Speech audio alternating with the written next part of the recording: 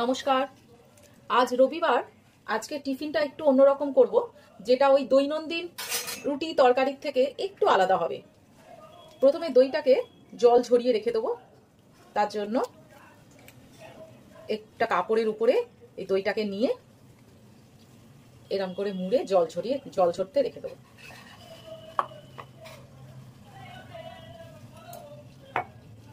টিফিনে ভাবলাম একটু স্যান্ডউইচ বানাবো। তার জন্য ওই যে দইটাকে হাং কাট করতে দিয়েছিলাম, এইবারে এই দইটাকে নিয়ে তার মধ্যে কাঁচা লঙ্কা কুচি, গাজর কুচি আর পেঁয়াজ কুচি, এই তিনটে জিনিস আমি মিশিয়ে দেবো। কাঁচা লঙ্কা এতটা দেবো না, হাফ দিচ্ছি, আর গাজর কুচিটা এর মধ্যে মিশিয়ে দেবো ডাস্ট সুগার।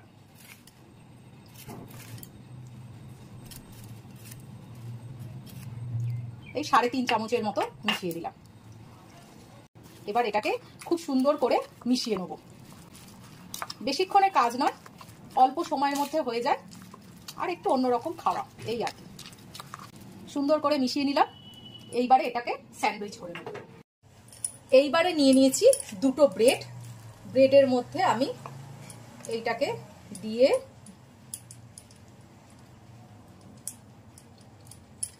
এমনিতে তো গাজর ফাজর খেতে চায় না, এই স্যান্ডউইচ বানিয়ে দিলে এই জিনিসটাকে খুব সুন্দর করে বাচ্চাগুলো খেয়ে নেয়। এই আমার টিফিন রেডি। এইবারে লাস্ট কাজ হচ্ছে, একটা ফ্রাই প্যানে সামান্য একটু বাটার দেবো,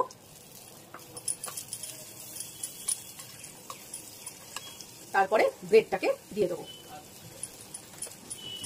লো ফ্লেমে রাখবো, তাহলে বাটারটা ভালো করে অ্যাবজর্ব হবে আর ব্রেডটাও সুন্দর করে ফ্রাই হয়ে যাবে। একদিক ওপাশে ভাজা করতে থাকুক, আর এই পাশটায় আমি আর একটা সাইডে বাটার লাগিয়ে দেবো।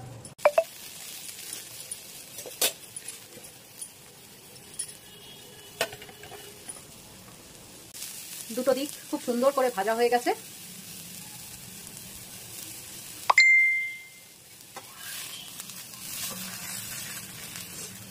এবার এটাকে নামিয়ে নেব। এবার এটাকে একটু কোনাকুনি কেটে নেব।